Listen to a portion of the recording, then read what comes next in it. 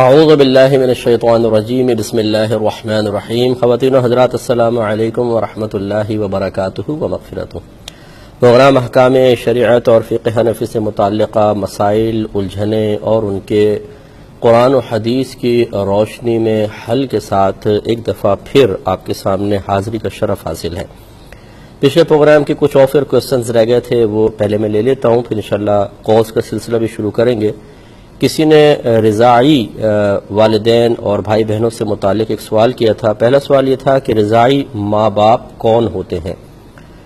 دیکھیں، رضاعی رضاعت سے نکلا ہے۔ رضاعت کا مطلب ہوتا ہے دودھ پلانا، تو دودھ پلانے کی وجہ سے جو رشتے قائم ہوتے ہیں ان کو رضاعی رشتے کہتے ہیں۔ اگر ماں ہے تو رضاعی ماں، باپ ہے تو رضاعی باپ، رضاعی بہن، رضاعی بھائی۔ ہوتا یہ ہے کہ اگر عورت 2.5 سال کی مدت کے اندر کسی بچے کو دودھ پلا دے، 2.5 سال، ویسے ماؤں کے لیے حکم یہ ہے کہ وہ اپنے بچوں کو 2 سال کی مدت تک دودھ پلا سکتی ہیں۔ اس کے بعد اگر ایک دن بھی زیادہ پلائیں گی تو یہ حرام ہے، گناہ ہے، قرآن کے حکم کے خلاف ہے۔ لیکن رضاعت جو ہے وہ 2.5 سال کی مدت کے اندر ثابت ہوتی ہے، لہٰذا جیسے بعض اوقات خالائیں ہیں، پھوپھیاں ہیں، ممانیاں ہیں، چچیاں ہیں، یہ بچوں کو شادی بیاہ کے گھر میں خاص طور پہ ایک بچہ رو رہا ہے، جی چلو اس کو دودھ پلا دیا، تو جیسے ہی اس ماں کا دودھ اس بچے کے پیٹ میں پہنچے گا، یعنی حلق سے نیچے اترے گا، چاہے ایک قطرہ ہی کیوں نہ ہو، یاد رکھیں کہ رشتہ رضاعت قائم ہو جائے گا، یعنی یہ عورت اس کی رضاعی ماں بن جائے گی، اور اس عورت کے جتنے بچے ہیں وہ اس کے رضاعی بھائی بہن ہو جائیں گے، اور اسی طرح اس کا شوہر جو ہے وہ اس کا بچے کا یا بچی کا رضاعی باپ یا رضاعی باپ بن جائے گا۔ اب یہ اچھی طریقے سے یاد رکھیں کہ جب رضاعی رشتہ قائم ہو جاتا ہے تو اس کا وہی حکم ہوتا ہے جو نسب والے رشتے کا ہوتا ہے۔ جیسے سگے باپ سے بچی کا نکاح نہیں ہو سکتا، سگی ماں سے بیٹے کا نکاح نہیں ہو سکتا، ایسے ہی ان بچوں کے لیے ان کے رضاعی ماں باپ ہوتے ہیں، اور جس طرح اپنے سگے بھائی بہنوں سے ہمارا رشتہ نہیں ہو سکتا، اسی طریقے سے رضاعی بھائی بہن کے ساتھ نکاح نہیں ہو سکے گا۔ لیکن اتنا ضرور فرق ہے کہ اگر ایک شخص ہے، مثلا بچہ ہے، اس نے ایک عورت کا دودھ پی لیا، مثلا اپنی چچی کا دودھ پیا، اور اس چچی کے اپنے کچھ بچے ہیں جن کو اس نے دودھ پلایا ہے، تو یہ آپس میں تو ہو گئے رضاعی بھائی بہن۔ لیکن اس لڑکے کے جو بھائی بہن ہیں انہوں نے تو اس چچی کا دودھ نہیں پیا مثال کے طور پر، تو ان کے رضاعی بھائی کے، یعنی یہ جو بچے ہیں اس کے رضاعی بھائی ہوا، اس رضاعی بھائی کے جو بہن بھائی ہیں جنہوں نے ان کی ماں کا دودھ نہیں پیا ہے، ان سے ان بچوں کا رشتہ ہو سکتا ہے، اس میں کوئی حرج نہیں۔ اسی طرح اگر رضاعی بھائی بہن ہیں، ان کی اولاد ہوگی تو وہ آپس میں رشتہ ہو سکتا ہے، جیسے کہ سگے بھائی بہنوں کے اولادوں کا آپس میں نکاح ہوتا ہے۔ لیکن رضاعی باپ کے بارے میں ایک بات ضرور یاد رکھیں کہ رضاعی باپ وہ ہوگا کہ جس کی وجہ سے عورت کے دودھ اترا ہے، وہ اس بچے کا رضاعی باپ کہلائے گا۔ اس کو یوں سمجھ لیجئے کہ جب میاں بیوی میں جسمانی تعلق قائم ہوتا ہے، بیوی پریگننٹ ہوتی ہے، پھر بچہ پیدا ہوتا ہے، تو اللہ تبارک و تعالیٰ نے ایک نظام رکھا ہے کہ ماں کے دودھ اترنا شروع ہو جاتا ہے تاکہ وہ بچے کو دودھ پلائے۔ اب اس دودھ کا سبب یہ شخص کہلائے گا، کیونکہ اس کا جسمانی تعلق قائم ہوا، پھر یہ پریگننٹ ہوئی، پھر بچہ ہوا، پھر دودھ اترا، تو یہ شخص اس دودھ کے اترنے کا سبب بنا، لہٰذا یہ عورت اب جس بچے کو دودھ پلائے گی یہ شخص ان کا رضاعی والد بنے گا۔ لہٰذا معلوم یہ ہوا بالفرض اگر اس شخص کا انتقال ہو جاتا ہے اور یہ عورت کسی اور شخص سے نکاح کرتی ہے، فوراً نکاح کر لیا مثلا 4 ماہ 10 دن کے بعد، اور ابھی اس عورت کے دودھ اتر رہا ہے، اب اس نے کسی بچے کو دودھ پلایا، تو چونکہ یہ دودھ اس شخص کی وجہ سے، نئے شوہر کی وجہ سے تو نہیں ہے، لہٰذا یہ اس کا رضاعی باپ نہیں بنے گا۔ یہ اچھی طریقے سے پوائنٹ سمجھنے والا ہے کہ جس شخص کی وجہ سے دودھ اترتا ہے یا جو دودھ کے اترنے کا سبب بنتا ہے، وہ جب دودھ بچوں تک پہنچے گا تو رضاعی والد ہوگا۔ اگر اس کے بعد کوئی اور شخص درمیان میں آ جاتا ہے اور اس کی وجہ سے دودھ نہیں اترا تھا، اب وہ عورت وہ دودھ پلا رہی ہے، تو اس کی وجہ سے یہ شخص کم از کم ان بچوں کا رضاعی والد نہیں ہوگا، ہاں ماں سے تو رضاعی رشتہ قائم ضرور ہو جائے گا۔ ایک یہ کویسچن کیا گیا تھا کہ ایک میاں بیوی ہیں جو 6 سال سے ایک دوسرے سے دور ہیں، تو کیا ان کا نکاح ٹوٹ چکا ہے یا نہیں؟ مثلا شوہر باہر چلا گیا ہے اور کافی عرصے تک وہ وہاں 6 سال تک رہا ہے اور وہ اب آتا بھی نہیں ہے، لیکن خیر خبر تو ہے، تو کیا اب یہ عورت کسی دوسری جگہ نکاح کر سکتی ہے یا نہیں کر سکتی؟ دیکھیں اچھی طریقے سے یاد رکھیں، چاہے ناراضگی ہو، چاہے اس طرح ہو کہ شوہر باہر کے ملک میں 10 سال 20 سال سے ہو، لیکن اس کی اطلاع ہو، کانٹیکٹ اس سے ہوں، تو جب تک وہ شوہر اس کو طلاق نہیں دے گا یا خلا کا پروسیس نہیں ہوگا کہ مال کے بدلے میں جو طلاق ہوتی ہے اس کو خلا کہتے ہیں، اور جو بغیر مال کے طلاق دی جاتی ہے اس کو صرف طلاق کہا جاتا ہے. دونوں میں بس اتنا ہی فرق ہوتا ہے، ورنہ اگر مرد پیسے لے کر عورت کو کہے میں نے تجھے طلاق دی، لفظ طلاق سے ہی کہہ دے یہ خلا ہے، اور اگر پیسے نہیں لیتا ویسے طلاق دیتا ہے تو یہ طلاق ہے. تو اگر یہ درمیان میں ان کی جدائی رہی ہے، چاہے 100 سال جدائی رہے، جب تک خلا یا طلاق واقع نہیں ہوگا یہ عورت اسی شخص کی منکوحہ کہلائے گی، اس کے نکاح سے باہر نہیں نکل سکتی ہے. پہلے کال لے لیتے ہیں، پھر اس میں تھوڑی سے مسائل اور ہیں وہ عرض کریں گے. السلام علیکم. جی مفتی صاحب، میں فیصلہ آباد سے بات کر رہی ہوں. میں نے آپ سے کہنا تھا کہ میرے سسر نے ایک دن مجھے ڈانٹا، جی ٹھیک ہے، اور میرے شوہر نے بھی، حالانکہ اس میں طلاق کا کوئی ذکر نہیں تھا. میں نے ایک کتاب میں ایسے ہی پڑھ لیا کہ ان ساری چیزوں سے طلاق ہو جاتی ہے، تو میرے منہ سے نا پتہ نہیں کیسے اپنے شوہر سے یہی پوچھ لیا، وہ حالانکہ اتنے خوش موڈ میں تھے، بچوں سے کھیل رہے تھے، کہ کیا ان باتوں سے ہو تو نہیں گئی. تو میرے شوہر کا ارادہ نہیں تھا نہ، وہ کہتے میں نے دماغ میں سوچا، میرے منہ سے ہو گئی، نکل گیا، ٹھیک ہے. تو انہوں نے 2-3 علماء سے بھی پوچھا ہے، لیکن وہ کہتے کہ جب نیت نہیں تھی. پھر شام کو میں نے رو کے پوچھا، میں نے کہا آپ نے ہو گئی کیوں کہا؟ تو کہتے ہو گئی نہیں ہوگی، ہو گئی نہیں ہوگی، سارا دن تم یہی تو کرتی رہتی ہو، کیا ان باتوں سے طلاق ہو تو نہیں جاتی؟ اور دوسرا سوال یہ کہ رات کے وقت نا ایک دن میرے شوہر ساری رات ڈیوٹی کر کے آئے اور صبح سحری کر کے سوئے ہی تھے کہ میرے سسر نے ان کو بلایا. وہ کافی غصے والے، انہوں نے کہا کہ تمہاری بیوی گیٹ کے باہر کھڑی تھی. اب ان کی نیند کافی پکی ہے، وہ سو کے ابھی اٹھے اور صرف اتنی بات سنی اور آ کے مجھے کہتے کہ میں جاؤ، میں نے تمہیں طلاق دی. باقی سارے جو لوگ تھے انہوں نے سنا، وہ کہتے کہ دی، لیکن انہوں نے قرآن پہ ہاتھ رکھ کے حلف دیا کہ میں نے یہ کہا تھا کہ جاؤ، میں نے دے دینی ہے. اور اب وہ ان ساری باتوں سے وہ اتنے اچھے، انہوں نے کبھی میرے ساتھ کوئی زیادتی نہیں کی اور نہ ان کا کوئی ارادہ تھا. حالانکہ ٹھیک ہے، میں سمجھ گیا. اور بتائیے کوئی اور کوشچن ہے؟ نہیں، اور کوئی نہیں. بس ٹھیک ہے، اتنے بیان آپ کا کافی، اس پہ مسئلے کا حل نکل آئے گا. ایک اور کالر ہے. السلام علیکم. وعلیکم السلام.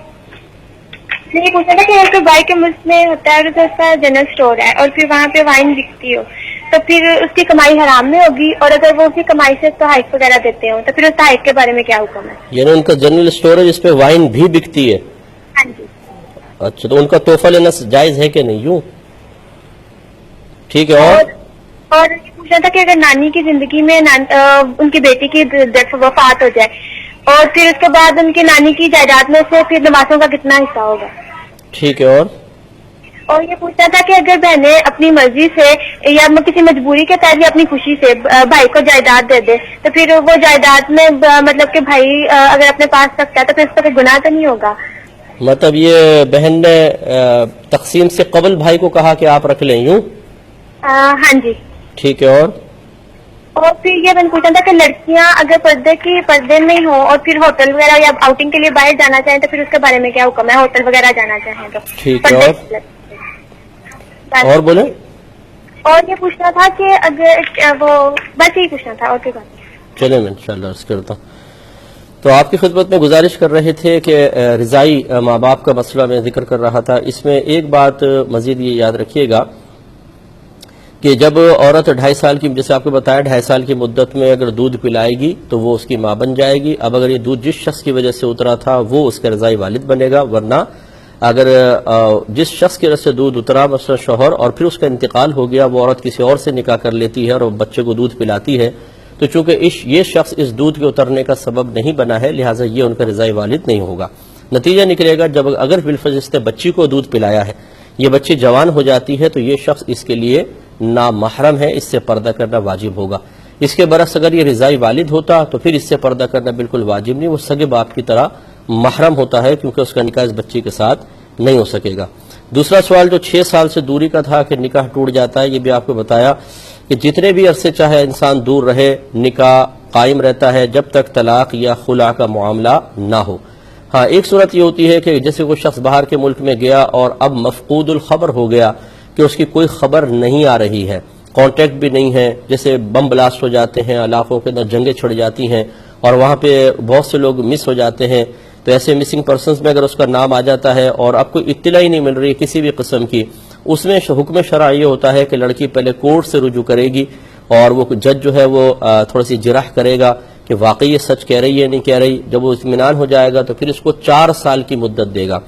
4 سال تک اگر شوہر کی کوئی اطلاع مل جاتی ہے تو پھر تو یہ منکوحہ رہے گی. لیکن 4 سال تک اگر کوئی اطلاع نہیں ملی اور یہ کوشش کرتے رہے ہوں، یہ بھی نہیں کہ آرام سے بیٹھ گئے، کوشش کرتے رہے، تو 4 سال کے بعد پھر یہ کورٹ میں جائے اور پھر جج سے یہ عرض کرے گی. تو اگر جج انویسٹیگیشن کر لیتا ہے، تمام جرح کر لیتا ہے اور پھر یہ سمجھتا ہے کہ واقعی اب شوہر کی کوئی خبر نہیں ہے، تو وہ شوہر کے قائم مقام ہو کر اس نکاح کو ختم کر سکتا ہے. اس کو فسخ نکاح کہتے ہیں، خلا نہیں کہتے، فسخ نکاح. نکاح ختم ہو جائے گا، یہ اس کے بعد عدت گزار کے کسی اور شخص سے نکاح کر سکتی ہے. ایک مزید کالر ہے. السلام علیکم. السلام علیکم مفتی صاحب. جی وعلیکم السلام. مفتی صاحب، میرا پہلا سوال یہ ہے کہ اس شخص نے بہت سال پہلے لوگوں پر اپنی اہمیت ثابت کرنے کے لیے بہت سارے لوگوں کے درمیان اپنا یہ جھوٹا خواب بیان کیا کہ میں نے نبی کریم صلی اللہ علیہ وسلم کو خواب میں دیکھا اور آپ کی دست دیکھی بھی تھی. اب وہ شخص تک شرمندہ ہے، معلوم کرنا چاہتے ہیں کہ اس گناہ کی توبہ کیسے کی جائے. کیا اسے سب کو بتانا ہوگا کہ میں نے جھوٹ بولا تھا؟ وہ یہ بھی کہتے ہیں کہ یہ بتانے کے بعد لوگ مجھے ہمیشہ ہر معاملے میں جھوٹا ہی سمجھیں گے، حالانکہ میں عموماً جھوٹ نہیں بولتا. جی. دوسرا سوال یہ ہے کہ اس شخص کا انتقال ہوا، اس کی کچھ رقم کسی پر قرض تھی، کسی رشتے دار پر، اور ورثہ تو اس کا پتہ نہیں تھا. اب اس شخص نے ورثہ تو قرض کا تو نہ بتایا کیونکہ وہ غریب آدمی تھا. اس نے سوچا اگر بتا دیا تو یہ ورثہ مجھ سے مطالبہ کریں گے، میں دے نہیں سکوں گا تو رشتے داری خراب ہو جائے گی. تو ابھی تک اس نے ان کو بتایا ہی نہیں ہے. اس کا حکم بتا دیجیے. اور تیسرا سوال یہ ہے کہ ایک شخص کا کوئی گناہ زیادہ پر ظاہر ہو جاتا ہے. اب وہ شخص جو ہے وہ سخت شرمندہ توبہ کرتا ہے، لیکن جب کبھی زیادہ سے کسی گناہ سے روکنے کی کوشش کرتا ہے وہ اسے اسی گناہ کا تانا دینے لگتا ہے اور کہتا ہے کہ مجھے تو تم سے اس بات کی توقع ہی نہیں تھی کہ تم ایسا کبھی کرو گے. تو وہ جتنا اس گناہ کو بھولنا چاہتا ہے وہ اس کو اتنا یاد دلاتا رہتا ہے. تو کیا آپ وہ زیادہ اس کو منع کرنا چھوڑ دے؟ جی. اور بس شکریہ. السلام علیکم. ایک اور کالر ہے. السلام علیکم. السلام علیکم. جی فرمائیے. مجھے جاننا تھا، ابھی 2-3 دن پہلے اخبار میں، انگریزی اخبار میں خبر آئی کہ انڈونیشیا کی مسلم اسکالرز نے ایک فتویٰ جاری کیا ہے چائلڈ میرج کے اوپر. جی. وہ ان کا کہنا تھا کہ یہ جو اسلام کا قانون ہے، جو ہم نے پڑھا ہے ہماری شریعت کے مطابق بھی، کہ جو خواتین کی عمر اور مرد کی اور ملکی کا جو ہماری پاکستانی قانون کے مطابق 18 سال عمر ہے، تو اس میں انہوں نے کہا کہ یہ جو ہے وہ کم از کم 18 سال ہونی چاہیے شادی کی. اس کی وجہ سے جو مشکلات پیش آتی ہیں. تو میں نے آپ سے جاننا تھا کہ ایک تو یہ مجھے بتائیے گا کہ وہ جو انہوں نے فتویٰ دیا وہ کیا اس کی شرعی حیثیت کیا ہے. دوسرا یہ کہ جو خواتین علماء کا جو ہے بارے میں اسلام کیا کہتا ہے، مجھے یہ جاننا. ٹھیک ہے. اور میں عرض کرتا ہوں، ایک مختصر سا بریک لیں گے، انشاءاللہ جوابات بریک کے بعد. بسم اللہ الرحمن الرحیم. ایک کویسچن یہ بہن پہلے آفر میں اور لے لیتا ہوں. یہ کہا کہ یہ گدھے اور گھوڑے کے گوشت کا کیا شرعی حکم ہوتا ہے، کیونکہ پاکستانی لوگ اب گدھے کا گوشت بھی کھا رہے ہیں، کیونکہ ابھی ہمارے یہاں کھالیں پکڑی گئی ہیں پتہ نہیں کتنے کروڑوں روپے کی. تو سوال یہ ہے کہ گوشت کہاں گیا. تو یقینی سی بات ہے وہ ہمارے شکموں کے اندر پہنچا ہوا ہے اور چھلانگے لگا رہا ہے. تو اس کا شرعی حکم کیا ہوگا؟ پہلی بات تو یاد رکھیں کہ گھوڑا فی نفسی ہی شرعن جائز ہے. امام اعظم ابو حنیفہ رضی اللہ تعالیٰ عنہ نے اپنے دور میں، چونکہ یہ آلہ جہاد تھا، اس لیے اس کو منع فرمایا کہ اگر لوگوں کو گھوڑا کھانے کی اجازت باقاعدہ طور پہ دے دی جائے تو آلہ جہاد میں قلت کا سبب بنے گی، لہٰذا منع فرمایا کہ گھوڑا نہ کھائیں. اب چونکہ یہ علت ختم ہو چکی ہے، لہٰذا اگر گھوڑے کا گوشت کھایا جائے تو یہ کوئی خلاف شرع نہیں ہے، کوئی حرام نہیں ہے. لیکن ضروری یہ ہے کہ وہ خالص گھوڑا ہو. بعض اوقات گدھی اور خچر کے ملاپ سے بھی بنایا جاتا ہے جانور کو، یا گھوڑے اور گدھی کے ملاپ سے، یا اس طریقے سے، یعنی دو، ایک حرام جانور ایک حلال، اگر اس سے کوئی بچہ پیدا ہوتا ہے تو حرمت کا ہی حکم ہوگا. تو خالصتاً کوئی گھوڑا ہو تو اس کا گوشت کھانا شرعاً جائز ہے. لیکن جو یہ گدھے ہوتے ہیں انہیں کہتے ہیں حمار اہلی، یعنی گھریلو گدھے. ایک ہوتے ہیں جنگلی گدھے جن کو آپ کہتے ہیں، ان کا گوشت شرعاً بالکل جائز ہے کیونکہ وہ گھوڑے کے مسئلے حکم پر ہی ہیں. صرف حمار کے ساتھ نبی کریم صلی اللہ علیہ وسلم نے اہلی کی قید لگائی. جب خیبر کا قلعہ فتح ہوا تو نبی کریم صلی اللہ علیہ وسلم نے گدھے کے گوشت کو، جو گھریلو گدھا تھا، حرام فرما دیا. تو وہ کہتے ہیں کہ ہانڈیوں کے اندر گدھے کا گوشت پک رہا تھا، ساری ہانڈیاں الٹ دی گئیں اور اس کے بعد یہ ممنوع ہو گیا. لہٰذا گدھے کا گوشت کھانا مکروہ تحریمی ہے، جان بوجھ کر کھانا. اگر کسی کو پتہ نہیں ہے اور کسی طریقے سے وہ گوشت پیٹوں تک پہنچ جاتا ہے، اور یہ کوئی تعجب خیز بات نہیں ہے کہ چھوٹی جگہوں پہ نہ ملے، بڑی جگہوں پہ ملے، کیونکہ جہاں شک و شبہ نہیں ہوتا وہاں اس قسم کے گوشت مل جایا کرتے ہیں. اور گوشت خود تو نہیں بولتا کہ میں کس جانور کا گوشت ہوں، لوگ کھا لیتے ہیں، تو بہرحال اگر کوئی انجانے میں کھا لے گا تو انشاءاللہ گناہگار نہیں ہوگا، لیکن جان بوجھ کے کھانا مکروہ تحریمی ہے۔ ایک بھائی نے کویسچن کیا تھا کہ ان گدھوں کی کھال کی یہ جو اسمگلنگ آج کل ہو رہی ہے، کیا یہ شرعاً جائز ہے کہ باہر کے ملک میں بھیج دی جائے؟ دیکھیں، امپورٹ ایکسپورٹ اگر قانوناً ہو تو پھر تو شرعاً بالکل جائز ہے، اس میں کوئی حرج نہیں ہے، لیکن کوئی بھی جائز چیز بھی اگر آپ ملک سے باہر لے جاتے ہیں یا ملک میں لے کر آتے ہیں لیکن وہ قانون کے خلاف ہے، یا پھر اس کو بشرائط اجازت دی گئی ہے کہ آپ اتنا ٹیکس دیں گے اس کے اوپر، پھر اس کے بعد آپ لے جا سکتے ہیں یا لا سکتے ہیں، تو پھر اس قانون کی پیروی کرنا ہم پر واجب ہوگا۔ لہذا اگر اس قانون کے خلاف کر کے چپ چاپ باہر چیز بھیجی جائے، جس کو ہمارے عرف میں اسمگلنگ ہی کہتے ہیں، تو پھر یہ گناہ ہوگا اور انسان شدید گناہ گار ہے، لیکن اس کا یہ عمل گناہ ہے۔ اگر اس نے پاک اور حلال چیز باہر بھیجی ہے، اس سے جو اس کو آمدنی حاصل ہوگی وہ طیب اور حلال ہے۔ بعض اوقات فعل حرام ہوتا ہے، اس سے حاصل ہونے والا نفع حلال ہوتا ہے، یہ اسی قسم کا مسئلہ ہے۔ لیکن بہرحال کو خدا نخواستہ میں کوئی ترغیب نہیں دے رہا ہوں، ملکی قانون کی پیروی کرنا جو دائرہ شریعت میں رہ کر یا رفاع عامہ کے لیے بنائے گئے ہوں، جس میں عام لوگوں کا بہت بڑا فائدہ ہو، ان تمام کی پیروی کرنا ہر عاقل بالغ مسلمان مرد و عورت پر لازم ہے۔ ہاں، یہ ضرور ہے کہ ہم یہ مشورہ دے سکتے ہیں کہ جو گورنمنٹ کے ادارے ہیں جو امپورٹ ایکسپورٹ سے متعلق ہیں، وہ اس پر غور و تفکر کر لیں کہ اگر گدھے کی کھال، آج کل چائنا میں اس کی ڈیمانڈ ہے کہ اس سے غالباً کچھ دوائیاں وغیرہ بنائی جا رہی ہیں جیلیٹن وغیرہ کے ذریعے یا ڈی این اے وغیرہ کے ذریعے، کچھ بھی وہ کچھ کر رہے ہیں، تو اگر اس کو قانونی شکل دے کر کیا جائے اور گدھوں کی باقاعدہ یہاں پر افزائش نسل کی جائے، بریڈ کروائی جائے اور اس طرح بھیجا جائے، تو اچھا سرمایہ پاکستان میں آ سکتا ہے۔ ایک چیز کو مکمل طور پر روک دینے سے بہتر یہ ہے کہ اس کو اس طریقے سے کرنے کی اجازت دی جائے کہ ملک کو بھی فائدہ ہو، قانون کے تحت بھی ہو اور ملک کو فائدہ ہو، تو میرے خیال میں بہت ہی اچھی چیز ہے۔ ایک یہ بہن نے فرمایا کہ ان کے سسر نے انہیں ڈانٹا تو اس میں، اور پھر شوہر نے بھی کچھ برا بھلا کہا، تو کوئی طلاق کا ذکر تو ایسا کوئی نہیں تھا، لیکن یہ عورتوں کا جو ہوتا ہے مطلب ان کے دماغ کے اندر یعنی سکون سے تو رہتی نہیں ہے خواتین۔ میری بہن سن رہے تو ناراض نہ ہو، لیکن یہ خواتین کو چین اور سکون نہیں ہے۔ میرے پاس اتنے مسائل آتے ہیں، خواہ قرید کر شوہر اگر نہیں بھی طلاق دینے والا ہوتا اس کو آخری درجے تک پہنچا دیں گے، اور پھر کہیں گے تو خوف خدا کی وجہ سے میں نے کیا تھا۔ سائیکو بن جاتی ہیں، تو کہتی ہیں میں نے شوہر سے پوچھا کہ آپ نے ایسے سے الفاظ کہے تھے، اس سے طلاق تو نہیں ہو گئی؟ تو شوہر نے کہا کہ ہو گئی ہوگی۔ تو کیا اس میں طلاق ہو گئی ہے کہ نہیں ہو گئی؟ ان کی نیت تھی یا نہیں تھی؟ لیکن صرف یہ کہہ دینا کہ ہو گئی ہوگی، اس سے طلاق واقع نہیں ہوگی، کیونکہ یہ اصل میں دراصل ایک آپ نے فتویٰ پوچھا تھا، انہوں نے غلط اس پہ مسئلہ آپ کو بتا دیا۔ گناہگار ضرور ہوئے، آپ بھی گناہگار ہوئیں، شوہر بھی گناہگار ہوا، کہ ایسے شخص سے مسئلہ آپ کو نہیں پوچھنا چاہیے تھا جس کے پاس علم نہ ہو۔ آپ ان الفاظ کو لکھ لیتی، لکھنے کے بعد کسی مستند مفتی صاحب تک وہ پہنچاتی اور پوچھ لیتی بھئی اس پہ کیا حکم شرع ہوگا، تو آپ کو اطمینان ہو جاتا، اور پھر آپ کو شوہر سے پوچھنے کی ضرورت بھی نہیں تھی۔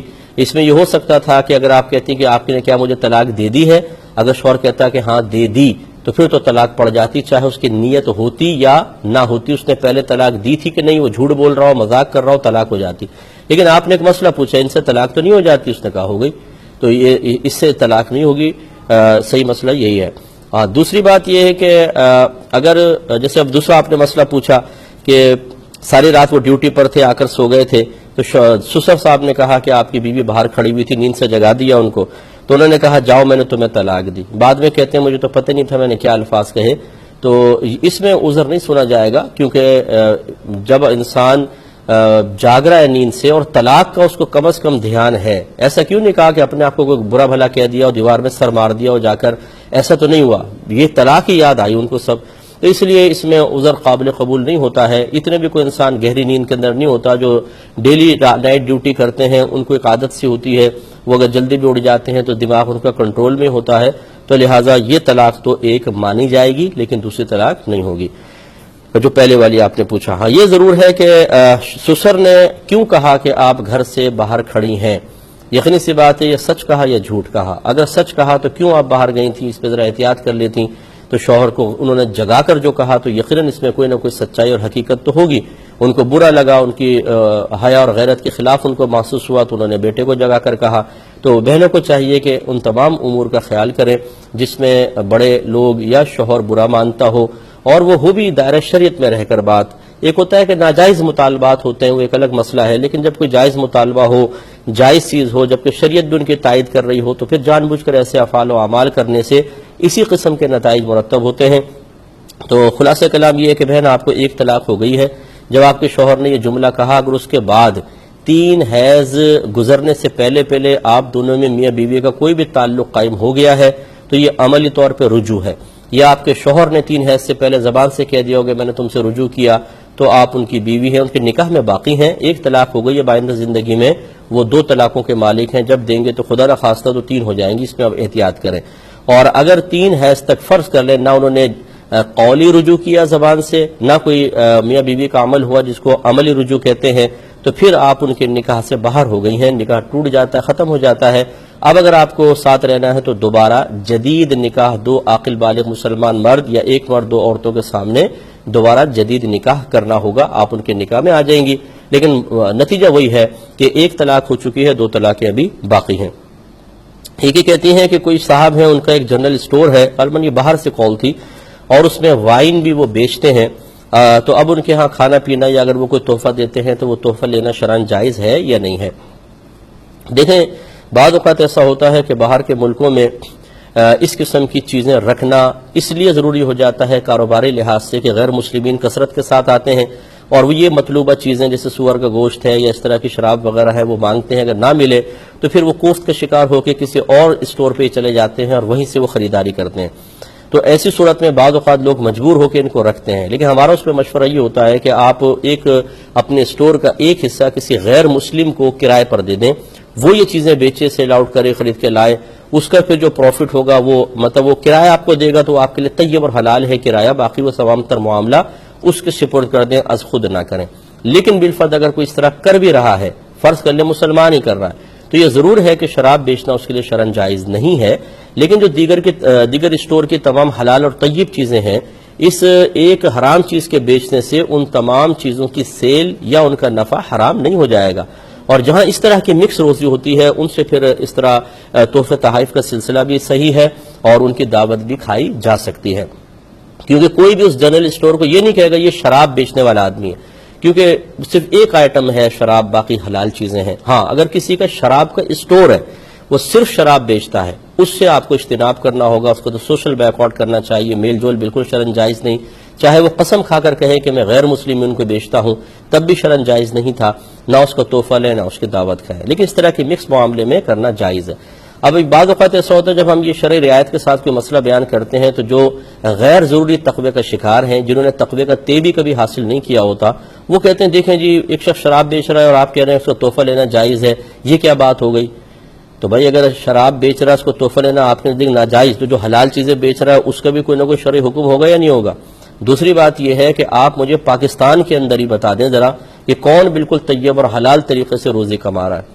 میرے خیال میں آپ 1 کروڑ آدمیوں کو کھڑا کریں گے تو کوئی ایک آدھ آدمی ایسا ہوگا کہ جس کو شرعی مسائل معلوم ہوں گے کہ مجھے کس طریقے سے خرید و فروخت کرنی چاہیے، کیا بیع صحیح ہے، کیا بیع باطل ہے، کون سی فاسد ہے، کون سی بیع مکروہ ہے، پھر مداربت، شرکت، اجارہ، ان چیزوں کے بارے میں بیع تولیہ ہے، بیع سلم ہے، بیع صرف ہے، ان کے مسائل لوگوں نے نام تک نہیں سنے ہوتے اور وہ اپنی ہی کنڈیشن اور شرائط کے ساتھ کام کر رہے ہوتے ہیں، اور کثیر کسب خبیث کے وجہ سے جو منافع خبیثہ ہیں وہ گھر میں آ رہے ہوتے ہیں۔ ہمیں چونکہ پتہ نہیں ہوتا، ہم کہتے ہیں کیا کام کر رہے ہیں آپ جی؟ یہ فلاں کام، اچھا بھئی یہ تو حلال کام ہے۔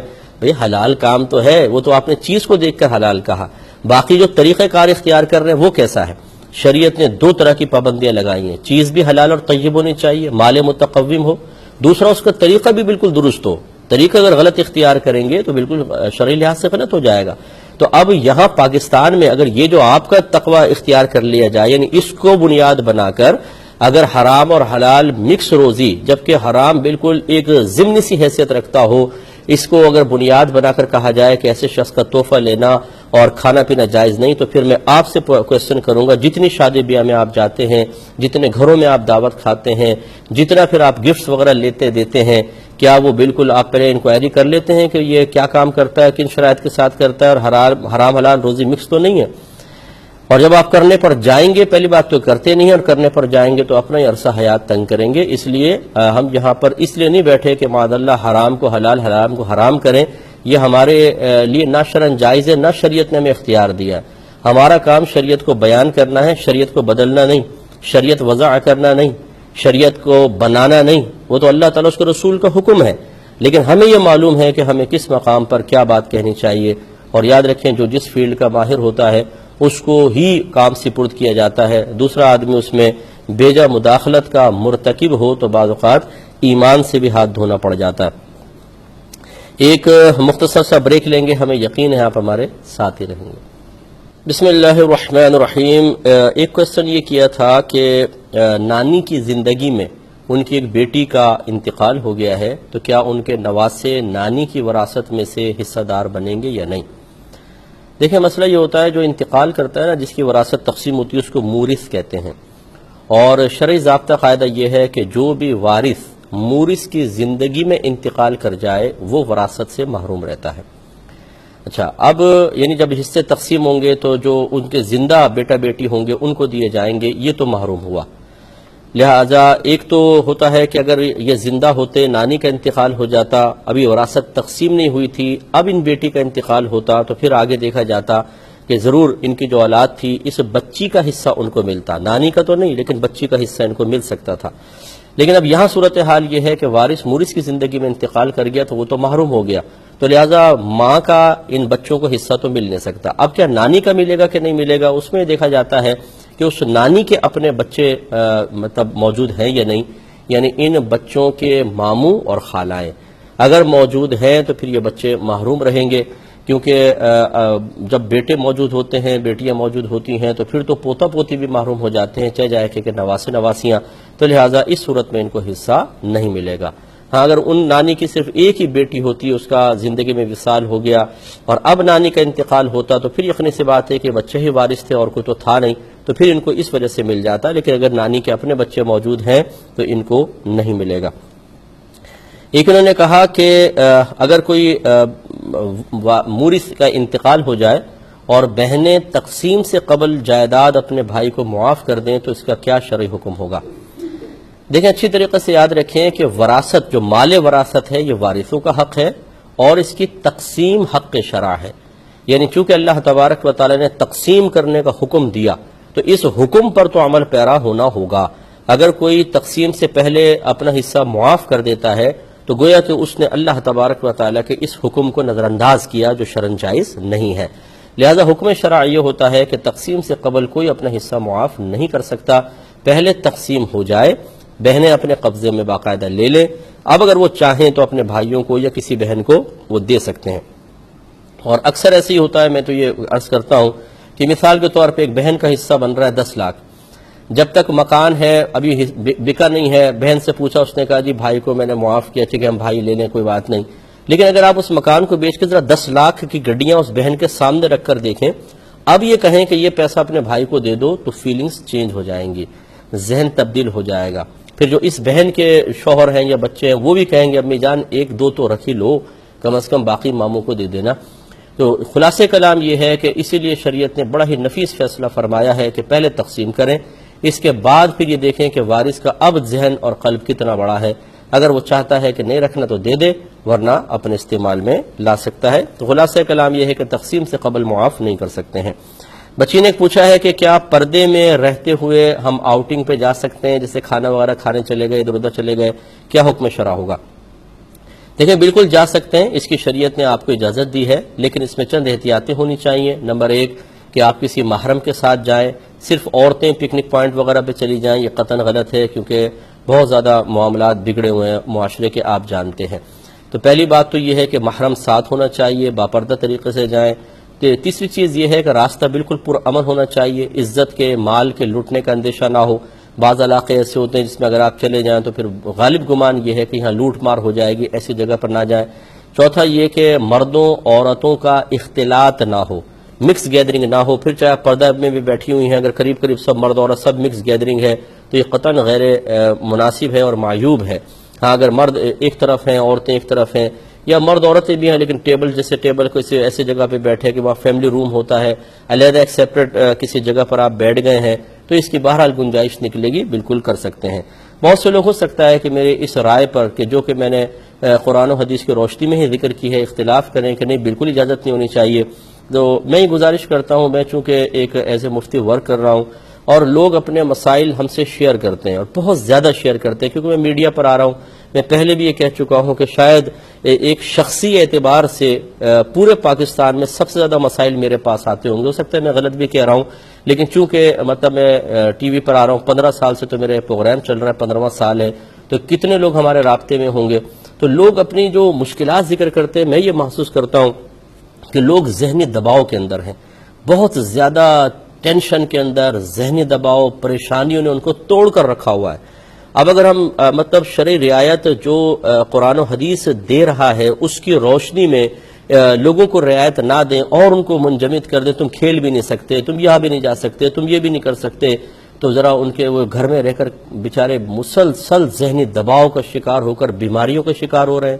علاج کے لیے پیسے نہیں ہیں، ہلاکتیں ہو رہی ہیں، لڑائی جھگڑے، فتنہ فساد، چڑچڑا پن غالب آ رہا ہے. انسان کا ذہن جو ہے وہ سخت تناؤ کا شکار مستقل رہنے لگا ہے.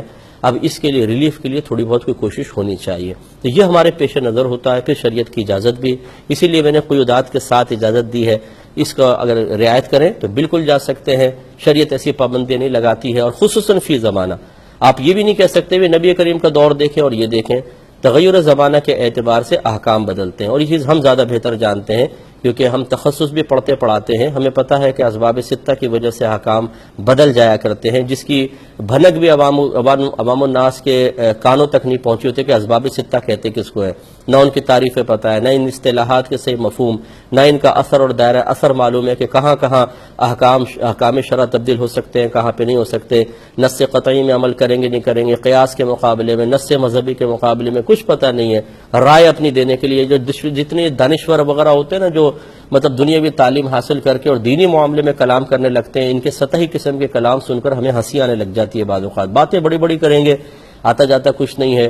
میں ہر ایک کے بارے میں نہیں کہہ رہا ہوں کہ برا نہ مانے، لیکن جب نام ہو جاتا ہے تو یہ سمجھتے ہیں کہ ہر قسم کے لوگوں پر تبصرہ کرنے کی ہمیں شرعی لحاظ سے اجازت ہے. حالانکہ اجازت نہیں ہوتی ہے، نہ ان شرعی مسائل میں کلام کرنے کی ان کو اجازت ہوتی ہے، لیکن وہ کرتے ہیں.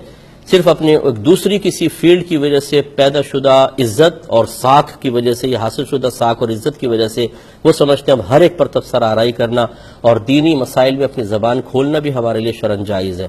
تو یہ شرعاً بالکل جائز نہیں ہوتا. تو خلاصہ کلام یہ ہے کہ ان تمام امور کے پیش نظر ہم نے آپ کی خدمت میں ذکر کیا ہے. اختلاف رائے ہو سکتا ہے، کسی کو ہماری رائے سے اختلاف ہو وہ ٹھیک ہے، اس کے خلاف بھی فتویٰ دے سکتا ہے، ہمیں اس سے کوئی مسئلہ نہیں ہے، کیونکہ میں مقابلے کے لیے نہیں بیٹھا. میں تو ایک شرعی طور پہ جو چیز میرے پاس ہے میں امانت سمجھتے ہوئے آپ کے سپرد کر رہا ہوں.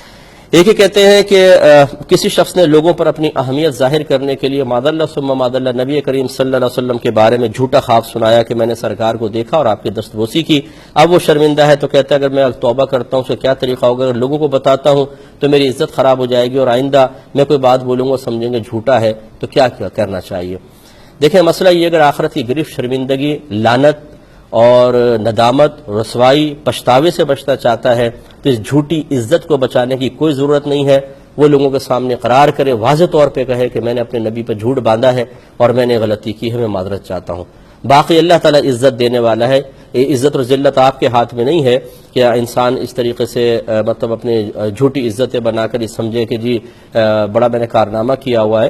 اگر اللہ تعالیٰ کو منظور ہوا اس اظہار کے بعد بھی اللہ تعالیٰ آپ کو عزت دے سکتا ہے.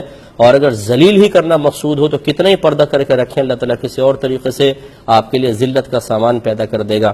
اس لیے نبی کریم پر جھوٹ بولتے ہوئے 10 دفعہ سوچنا چاہیے. یہ جو جھوٹے خواب بنا کے خواتین و حضرات لوگوں کے سامنے بیان کر رہے ہوتے ہیں، گناہ کبیرہ کے مرتکب ہیں، شدید قسم کے، اور اس پر آخرت میں سخت گرفت ہے اور عذاب ہے. اور وہ بھی خصوصاً نبی کریم کے بارے میں کہتے ہوئے زبان نہیں اٹکتی ہے، زبان نہ لڑکھڑائے، تو اس سے زیادہ بے حیائی باطنی لحاظ سے اور کیا ہوگی؟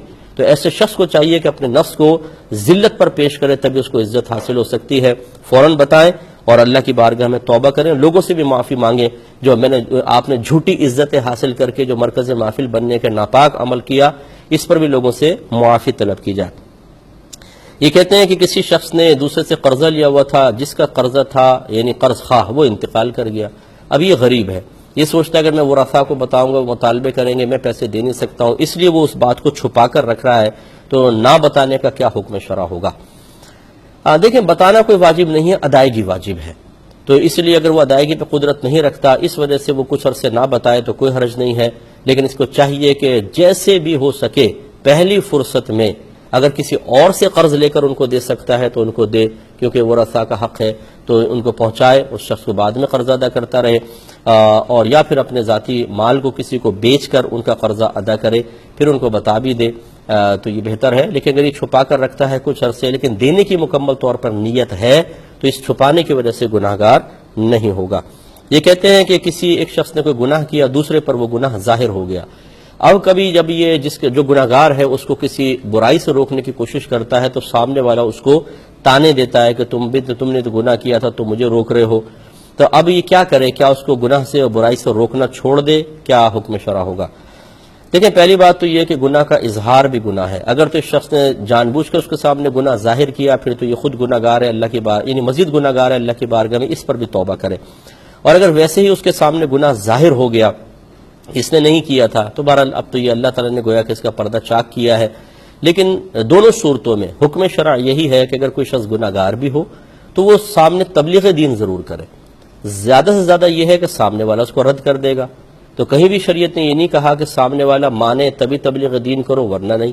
ہاں وجوب کا مسئلہ یہی ہے کہ اگر آپ یہ سمجھتے ہیں کہ سامنے والا میری بات کو مان کر نیکی کرے گا یا برائی سے رکے گا، یعنی نیکی بھی ایسی جس کو ترک پہ برائی ہو، جیسے نماز نہیں پڑھے گا نماز نیکی، تو نماز کا حکم دے رہے ہیں، حقیقتاً نماز قضا کرنے سے بچنے کا حکم دے رہے ہیں، تو ایسی صورت میں اگر ہمیں یقین ہے کہ ہماری بات مان لے گا تو واجب ہے کہ اس کو تلقین کریں، لیکن اگر یقین نہیں ہے تو پھر نہ کریں تو کوئی بات نہیں۔ تو یہ میرے کہنے کا مقصد ہے کہ اگر یقین ہے کہ یہ مانے گا تو کہنا تو لازم ہے ہی ہے، اور اگر یہ واجب کے درجے میں بھی نہ ہو، آپ کو یقین ہے کہ یہ نہیں مانے گا پھر بھی کہیں تاکہ آپ کو مستحب کا ثواب ملے گا، وہ نہ مانے تو کوئی بات نہیں، اور یہ اس شخص کی غلطی ہے۔ یاد رکھیں اگر کوئی گناہگار بھی ہمیں تلقین کر رہا ہے اور صحیح تلقین کر رہا ہے تو اس وجہ سے اس کی بات کو رد کر دینا کہ وہ گناہگار ہے یا اعلانیہ اس نے کوئی گناہ کیا تھا، یہ بالکل غلط ہے، کیونکہ آپ اس کی بات کو رد نہیں کر رہے۔ اگر وہ قرآن آپ کے سامنے بیان کر رہا ہے، حدیث بیان کر رہا ہے، تو اصل میں تو آپ قرآن اور حدیث کی دعوت کو رد کر رہے ہیں، تو اس شخص کی بات کو رد کرنا اگر عام کوئی دنیوی معاملہ ہوتا تو کوئی گناہ نہیں تھا، لیکن جب قرآن و حدیث کی بات آپ رد کرتے ہیں تو چاہے وہ کافر فاسق کی طرف سے ہی آئے، کافر کی طرف سے بھی آئے، اس کو رد کیسے کر سکتے ہیں؟ معاذ اللہ ثم معاذ اللہ، کیا یہ جائز ہوگا کہ کافر کہے جی خدا ایک ہے مان لو، اور آپ کہیں یہ کافر کہہ رہا ہے نہیں اب تو نہیں مانوں گا، معاذ اللہ ثم معاذ اللہ، تو کفر ہو جائے گا، اس لیے اچھی بات آپ قبول کر سکتے ہیں۔ اور انڈونیشیا میں کہتے ہیں کسی عورت نے چائلڈ میرج کے بارے میں کہا کہ نہیں کر سکتے ہیں، اصل میں غلط فہمی یہ ہے، ہمارا مذہب اسلام شادی کی اجازت دیتا ہے، بچیوں کی شادی ہو سکتی ہے، ولی شادی کر سکتا ہے، لیکن رخصتی تب ہوگی جب بچی بالغہ ہو جائے گی، اس کے بعد رخصتی ہوگی، اس سے پہلے رخصتی نہیں ہو سکتی ہے۔ اور خواتین کے فتویٰ دینے کے بارے میں تفصیلی کلام انشاءاللہ عز و جل زندگی رہی تو نیکسٹ سیٹرڈے آپ کو کروں گا، کیونکہ موضوع اچھا ہے اور بڑا بھی ہے، تو نیکسٹ سیٹرڈے انشاءاللہ اس پہ تفصیلی کلام ہوگا۔ اب اپنے میزبان کو، ہماری کیو ٹی وی کی پوری ٹیم کو اجازت مرحمت فرمائیں، آپ ہمارے لیے دعا کیجیے، ہم آپ کے لیے دعا گو ہیں کہ اللہ تبارک و تعالی ہمیں ہر مسئلہ حل کرنے سے پہلے، کسی کو بتانے سے پہلے، مسئلے کا حل تلاش کرنے سے پہلے اچھے مفتیان کرام سے رجوع کرنے کی توفیق عطا فرمائے، آمین۔ وآخر دعوانا ان الحمدللہ رب العالمین۔ میرے ورد لب ہے نبی نبی، میرا دل مقام حبیب